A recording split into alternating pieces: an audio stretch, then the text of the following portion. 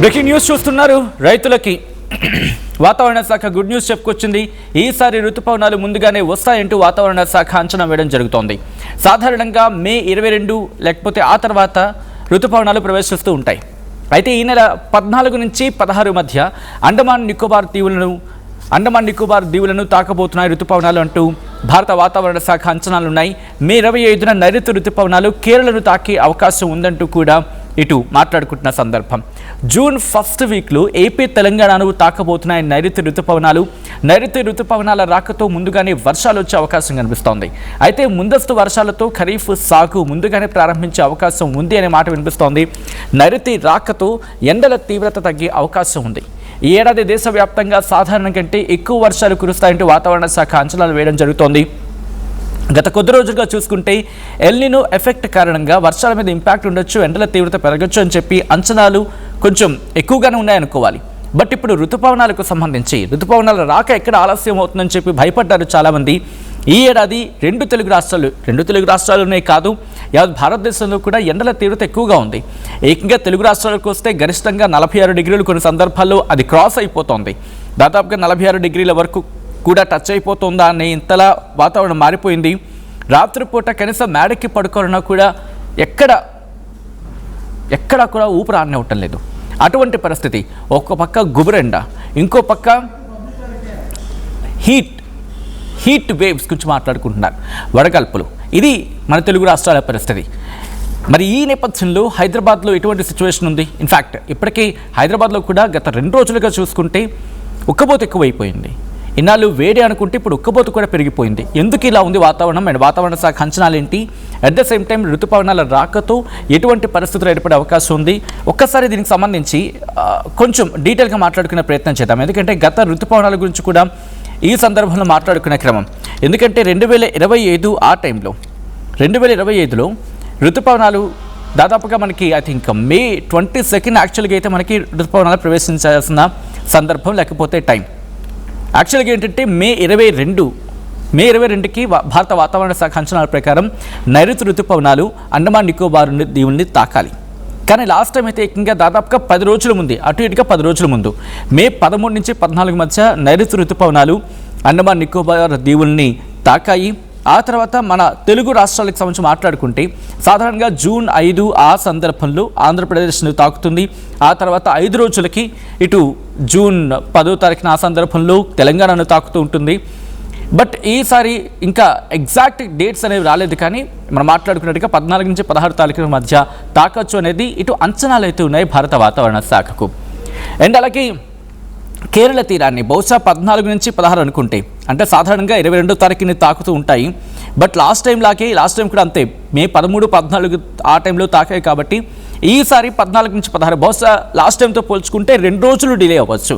And సాధారణతో పోల్చుకుంటే కనుక ఒక 10 రోజులు అడ్వాన్స్డ్, అంటే జూన్ 5 అనుకుందాం మన ఆంధ్రప్రదేశ్ తీరాన్ని తాకేది, లేకపోతే జూన్ 10వ తారీఖున సాధారణంగా నార్మల్గా తీరాన్ని తాకాల్సిన సందర్భం. అండ్ గతంలో అంటే లాస్ట్ ఇయర్ చూసుకుంటే మే 13, 14 తారీఖున నైరుతి ఋతుపవనాలు ఇటు అండమాన్ నికోబార్ దీవుల్ని తాకాయి. కాబట్టి ఈసారి కూడా 14, 16 తారీఖుల్లో తాకచ్చు అని చెప్పి అంచనాలు ఉన్న క్రమంలో, అంటే జూన్ 5 అనుకుంటే, లేకపోతే జూన్ 5 నుంచి 7 లోపు ఆంధ్రప్రదేశ్ తీరాన్ని తాకే అవకాశం ఉంటుంది. జూన్ 10 నుంచి 12 లోపు తెలంగాణ తీరాన్ని తాకే అవకాశం ఉంటుంది, అంటే తెలంగాణని తాకచ్చు. ఇలా పరిస్థితులు మారుతూ ఉంటాయి. తెలంగాణని నైరుతి ఋతుపవనాలు చేరుకునే అవకాశం ఉంటుంది. సో ఈ నేపథ్యంలో ప్రస్తుతం హైదరాబాద్ కేంద్రంగా భారత వాతావరణ శాఖ ఎటువంటి అలర్ట్ ఉంది, ఎటువంటి అంచనాలు ఉన్నాయో తెలుసుకునే ప్రయత్నం చేద్దాం. మా ప్రతినిధి నిర్మల అప్డేట్స్ అందించేందుకు సిద్ధంగా ఉన్నారు. నిర్మల దగ్గరికి వెళ్ళే ప్రయత్నం చేస్తున్నారు. నిర్మల, భారత వాతావరణ శాఖ ఇచ్చిన అంచనాలతో ఇటు తెలంగాణలో ఎటువంటి పరిస్థితులు ఉన్నాయి? ఇన్ఫాక్ట్ భారత వాతావరణ శాఖ ఎటువంటి అంచనాలను ఎక్స్పెక్ట్ చేయడం, అంటే ఇన్ఫాక్ట్ ఎటువంటి అంచనాలు ఉన్నాయి భారత వాతావరణ శాఖ? ఎస్ సచిన్, వాస్తవంగా చెప్పాలి అని అంటే ఇక్కడ తెలంగాణ రాష్ట్రమే కాకుండా ఏపీలో కూడా ఎప్పుడైనా జూన్ అంటే జూన్ 12 తర్వాత వర్షాలు ప్రారంభం అవుతూ ఉంటాయి. ఆ తర్వాతే జూన్ లాస్ట్ వారంలో కూడా విత్తనాలు వేసుకొని సాగు చేసే ప్రయత్నం చేస్తూ ఉంటారు అందరు రైతులు కూడా. కానీ ఈసారి ఉన్నటువంటి ఉష్ణోగ్రతను దృష్టిలో పెట్టుకుంటే ఎండల తీవ్రత అధికంగా ఉండడంతో పాటు ఇప్పుడు అసలు మేము సాగు చేసుకోగలమా లేదా అనే ఒక ఆందోళనలో రైతులైతే పడిపోయి ఉన్నారు. అలాంటి వాళ్లకు ఇది ఒక పెద్ద గుడ్ న్యూస్ అని అనుకోవచ్చు వాస్తవంగా చెప్పాలంటే. ఎందుకంటే ఇప్పటికే పొలాలలో కూడా నీళ్ళని ఇంకిపోయి నెర్రెలు బారిపోయిన ఆ పొలాలను చూస్తూ ఉంటే రైతులు భయపడిపోతూ ఉన్నారు. ఈ ఎండకి మేము సాగు చేసుకోగలమా, అసలు అవుతుందా, పంటలు పండించగలమా అనే ఒక అయోమయ స్థితిలో పడిపోయి ఉన్నారు.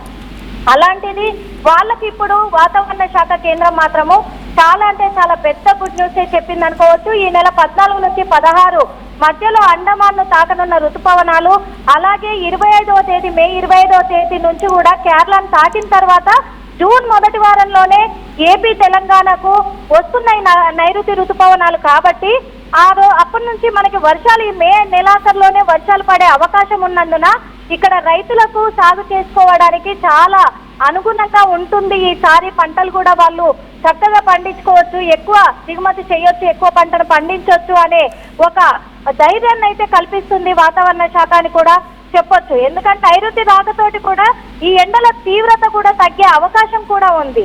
వర్షాలు పడుతున్నాయి అంటే ఉష్ణోగ్రత కూడా ఇక్కడ తగ్గుతూ ఉంది, ఎండల ఉష్ణోగ్రత అనేది కూడా చెప్పుకోవచ్చు. ఇప్పుడైతే ఉష్ణోగ్రత శాతము 40 నుంచి 45 డిగ్రీలు నమోదవుతుంది. అలాంటిది ఈ ఎండలను చూస్తే భయపడుతున్నారు. కాబట్టి ఈ ఏడాది దేశవ్యాప్తంగా కూడా సాధారణం కంటే ఎక్కువ వర్షాలు కురవచ్చు అని చెప్పేసి వాతావరణ శాఖ అయితే వెల్లడిస్తూ ఉంది సచిన్. అందుకు ఎక్కువ వర్షాలు పడడం వల్ల రైతులకు అది పెద్ద శుభవార్తగా భావించి పంటలు పండించుకోవచ్చు అని ఒక ధైర్యాన్ని కూడా ఇస్తుంది అనుకోవచ్చు వాతావరణ శాఖ కేంద్రం Sachin. All right, thanks for the details Nirmala. And అది హైదరాబాద్కి సంబంధించి మనం ముఖ్యంగా తెలంగాణ సెంట్రిక్గా హైదరాబాద్ కేంద్రంగా భారత వాతావరణ శాఖ అంచనాలకు సంబంధించి కూడా. అండ్ ఒకసారి విశాఖపట్నం వెళ్ళే ప్రయత్నం చేద్దాం. అండ్ విశాఖపట్నం సెంట్రిక్గా ఆంధ్రప్రదేశ్కి అఫ్కోర్స్ అమరావతి కేంద్రంగా ఉంది, బట్ విశాఖ సెంటర్ నుంచి కూడా భారత వాతావరణ శాఖ సమాచారం అందిస్తూ ఉంటుంది. కాబట్టి విశాఖపట్నం వెళ్ళే ప్రయత్నం చేద్దాం. అండ్ ఈసారి ఎటువంటి ఎక్స్పెక్టేషన్స్ ఉన్నాయి, ఎంతవరకు వర్షాలు పడే అవకాశం ఉందని చెప్పి భారత వాతావరణ శాఖ అంచనాలు ఉన్నాయి? ఎందుకంటే గత 2-3 వారాలుగా చూసుకుంటే ఎక్స్పెక్టేషన్స్ చాలా తక్కువేమో, భారీ వర్షాలు ఏమో పడవేమో, రైతులు ఇబ్బంది పడాలేమో అనుకునే పరిస్థితికి వెళ్ళిపోయింది. అటువంటి వాతావరణం దాదాపు 40, 42, 45, 46, 47 హాఫ్ సెంచరీ కూడా దాటేస్తుందేమో అనుకున్నంత భయం లాంటి పరిస్థితి ఏర్పడుతుంది. అండ్ ఈ క్రమంలో ఇటు భారత వాతావరణ శాఖ విశాఖపట్నం కేంద్రంగా ఏం చెబుతోంది, డీటెయిల్ ఇన్ఫర్మేషన్ తెలుసుకుందాం. మా ప్రతినిధి రామచంద్రరావు అప్డేట్స్ అందించేందుకు సిద్ధంగా ఉన్నారు. రామచంద్రరావు, ఏముంటుంది భారత వాతావరణ శాఖ విశాఖపట్నం కేంద్రంగా? ఎటువంటి వర్షపాతం నమోదే అవకాశం ఉంది? ఈసారి సాధారణంగానే ఉంటాయా వర్షపాతం? సచిన్, ఇప్పటికే మన నిర్మల చెప్పినట్టు వాతావరణం ఒక భిన్న పరిస్థితి నెలకొంటుంది. ఒక రకంగా ఒక చల్లని కబురు, ఒక తీపి కబురు. ఇటు ఏదైతే ఎండ తీవ్రతతో ఇబ్బంది పడుతున్న 2 తెలుగు రాష్ట్రాలకి భారత వాతావరణ శాఖ ఈ నెల విడుదల చేసిన బులెటిన్ లో చెప్పడం జరిగింది. సహజంగా జూన్ 1వ తేదీకి కేరళను నైరుతి ఋతుపవనాలు తాకడం, ఆ తర్వాత తమిళనాడు, ఆపై ఏపీలోని అనంతపూర్ అలాగే చిత్తూరు ప్రాంతాలను ప్రవేశించడం ద్వారా నైరుతి ఋతుపవనాలు పూర్తిగా రాష్ట్రాన్ని జూన్ 11, 12 తేదీలకి తాకే పరిస్థితి. దీంతోనే ప్రతి ఏటా జూన్ 12వ తేదీన సహజంగా మనకి పాఠశాలలు తెరిచే పరిస్థితి. అయితే ఈసారి వాతావరణ శాఖ అంచనాలు బట్టి 13 నుంచి 15వ తేదీ మధ్య, అంటే మే 13 నుంచి 15వ తేదీ మధ్య ఋతుపవనాలు అండమాన్ ప్రాంతాన్ని, అంటే దక్షిణ అండమాన్ ప్రాంతానికి చేరే అవకాశం ఉంది. అక్కడి నుంచి దాదాపుగా ఒక 5 నుంచి 6 రోజుల్లోనే కేరళని తాకడం, కేరళ నుంచి తమిళనాడు, అట్లా ఆంధ్రప్రదేశ్. అంటే సహజంగా కేరళను 1వ తేదీని తాకిన నైరుతి ఋతుపవనాలు 2-3 తేదీల్లోకి ఏపీలో ప్రవేశించే పరిస్థితి ఉంటుంది. కానీ ఈ రోజు చూసుకుంటే మే 30 తేదీకే రాష్ట్రంలో ప్రవేశించే అవకాశాలు ఉన్నాయి. సహజంగా ఒక వారం రోజుల ముందుగానే ఈ నైరుతి ఋతుపవనాలు రాష్ట్రాన్ని తాకే అవకాశాలు ఉన్నాయి. అయితే సచిన్, నైరుతి ఋతుపవనాలు వచ్చిన తర్వాత మాత్రమే కాకుండా ముందస్తుగా ఋతుపవనాల రాకకు ముందస్తుగా కూడా దాని ప్రభావం కనిపిస్తుంది. చాలా ప్రాంతాల్లో చూసుకుంటే వాతావరణం చల్లబడడం, అలాగే తేలికపాటి వర్షాలు కురుస్తాయి. మీరు చెప్పుకోవచ్చు తొలకరి జల్లులుగా ఏదైతే గ్రామీణ ప్రాంత ప్రజలు చెప్పుకుంటారో అలాంటి వర్షాలు కూడా మరొక 5 రోజుల్లో మొదలయ్యే అవకాశం ఉంది. ఇదంతా కూడా ఓవరాల్ గా ఇటు ఆంధ్రప్రదేశ్, తెలంగాణకి సంబంధించి భారత వాతావరణ శాఖ ఇచ్చింది. అట్లాగే ఈ నెల ఇచ్చిన బులెటిన్ లో కూడా మరొక అంశం కూడా స్పష్టంగా ఉంది. భారతదేశ వ్యాప్తంగా కూడా ఈ నెలలో చాలా ప్రాంతాల్లో వర్షాలు కురుస్తాయి. సహజంగా ఈ ఏడాది చూసుకుంటే గరిష్ట ఉష్ణోగ్రతలు చాలా ప్రాంతాల్లో నమోదయ్యాయి. కొన్ని ప్రాంతాల్లో 45 నుంచి 50 డిగ్రీల సెల్సియస్ ఉష్ణోగ్రత కూడా భారతదేశంలో నమోదైన దశలో వాతావరణం ఒక భిన్నంగా మారింది. దీని ప్రభావం వల్ల కూడా చాలా ప్రాంతాల్లో కూడా ఈ మే నెలలో వర్షాలు కురుస్తాయి. అట్లాగే ఈ ఏడాది కూడా సగటు వర్షపాతం ఎక్కువగా నమోదవుతుందని కూడా చెప్పడం జరిగింది. అయితే ఇప్పుడు తాజాగా సచిన్, ఇదంతా కూడా మే నెలకు సంబంధించి తాజాగా ఏపీలో పరిస్థితి మాత్రం ఈ రోజు రేపు ఎల్లుండి కూడా ఒక భిన్నమైన పరిస్థితి ఉంది. ఇది దక్షిణ ఒరిస్సా నుంచి ఆంధ్ర అలాగే తెలంగాణ మీదుగా తమిళనాడు వరకు మొన్నార్ వరకు కూడా ఒక ద్రోణి కొనసాగుతుంది. దీని ప్రభావంలో గడిచిన 24 గంటలుగా చాలా ప్రాంతాలు, అంటే ప్రధానంగా చూసుకుంటే శ్రీకాకుళం, విజయనగరం, అలాగే పార్వతీపురం మన్యం, విశాఖపట్నం, విజయనగరం, అట్లాగే అల్లూరు జిల్లాలోని చాలా ప్రాంతాల్లో కూడా తేలికపాటి వర్షాలు కురుస్తాయి. నిన్న చూసుకుంటే మనం విశాఖలోని తగరపోల్స అలాగే ఆర్కే బీచ్ లాంటి ప్రాంతంలో కూడా నిన్న అంతా కూడా వర్షం కురిసింది. నిజానికి చూసుకుంటే సాయంత్రం 4 గంటలకే చీకటి పడినట్టు ఒక కారు మబ్బులు కమ్మాయి. ఇవంతా కూడా 2 రోజుల పాటు కొనసాగే అవకాశం ఉంది. ఏదేమిటికి వర్షాల కోసం ఎదురు చూస్తున్న రైతులకు మాత్రం భారత వాతావరణ శాఖ ఒక తెల్లని కబురు చెప్పిందనే మనం చెప్పుకోవచ్చు. సత్యం.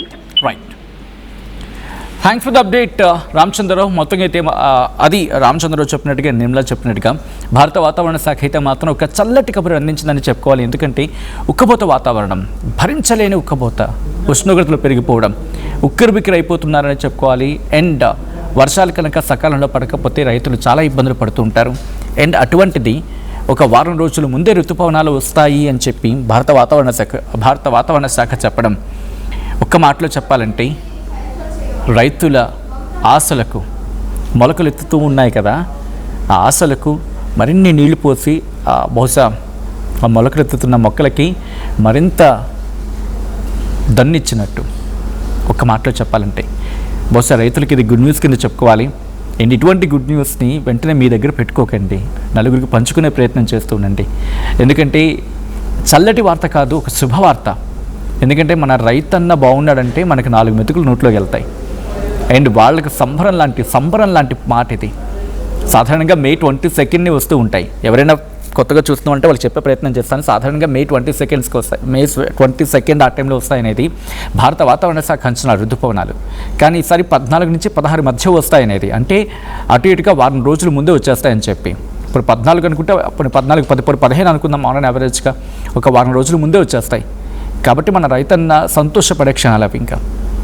అండ్ అనుకున్నట్టుగా ఋతుపవనాలు రావాలి. అండ్ ఇక్కడ ఒక చిన్న ట్విస్ట్ ఉంది. ఋతుపవనాలు వస్తాయి సరే, మరి లాస్ట్ టైంలో వర్షాలు ఉంటాయని చెప్పి, ఎందుకంటే వాతావరణ పరిస్థితుల దృష్ట్యా ఋతుపవనాలు వచ్చినా ఆ మేరకు వర్షాలు ఉంటాయనేది బిగ్గెస్ట్ క్వశ్చన్ మార్క్. మరి దీని మీద భారత వాతావరణ శాఖ ఎటువంటి క్లారిటీ ఇస్తుంది? ఋతుపవనాలు వస్తాయి సరే, వర్షాలు కురుస్తాయి సరే, బట్ అనుకున్నంత మేర వర్షాలు ఉంటాయా, లేకపోతే ఏదో చినుకుల సందడి చేసేసి వెళ్ళిపోతుందా? లాస్ట్ టైం కూడా మనకు గుర్తుంది కదా, వచ్చింది ఋతుపవనాలు వచ్చాయి, వర్షాలు అనుకున్నాం, వర్షాలు రాలేదు, బట్ వెళ్ళిపోయే లాస్ట్ మూమెంట్లో మాత్రం కుమ్మి వెళ్ళిపోయింది. ఒక్క రకంగా చెప్పంటే దన్నున ఒక పెద్ద ఎత్తున వర్షం పడిపోయి ఓకే మాన్సూన్ అంటే ఇలా ఉంటుంది అని చెప్పి చూపించి వెళ్ళిపోయింది లాస్ట్లో. సో ఈసారి అటువంటి ఎఫెక్ట్లు ఏమి ఉంటాయా, లేకపోతే సాధారణంగా వర్షం పడే అవకాశం ఉంటుందా, లేకపోతే హెచ్చుతగులు ఉంటాయా? భారత వాతావరణ శాఖ నుంచి ఇంకా క్లారిటీ రావాలి, చూద్దాం. అఫీషియల్ స్టేట్మెంట్ కోసం మీరు నేను మనంతా వెయిట్ చేసి చూద్దాం. అఫ్కోర్స్ ఇది భారత వాతావరణ శాఖ అంచనాలు ఎత్తున్నాయి. 14 నుంచి 16 మధ్య భారత వాతావరణ శాఖ అంచనాలు ఏంటంటే ఋతుపవనాలు తాకొచ్చు అని చెప్పి. అండ్ మీరేమనుకుంటున్నారు? కామెంట్ చేసే ప్రయత్నం చేయండి మీ అభిప్రాయాన్ని.